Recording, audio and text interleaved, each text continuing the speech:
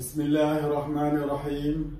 Assalamualaikum warahmatullahi taala wabarakatuh.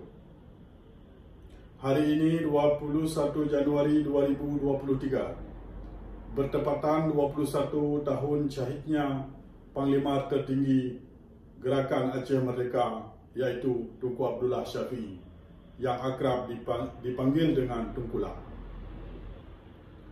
Dianya sosok panglima yang tegas, adil dan bijaksana dalam perjuangan Gerakan Aceh Merdeka. Dan dianya putra asal Matang Gelumpang II, Pesangan Birun, Aceh Utara. Saya mewakili Aceh Sumatera National Liberation Front (ASNLF) Denmark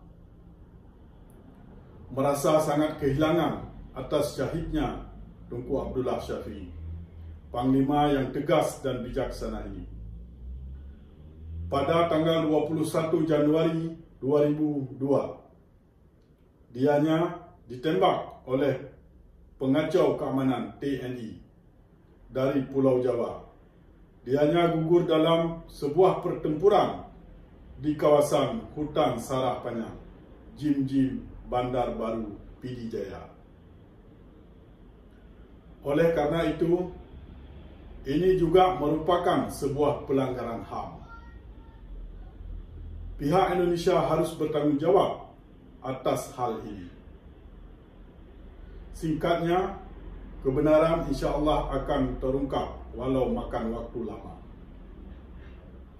Dengan demikian, mari kita sedekah fahla Fatihah untuknya. Al-Fatihah. Warahmatullahi Bismillahirrahmanirrahim. Bismillahirrahmanirrahim. Alhamdulillahirabbil alamin. Arrahmanirrahim.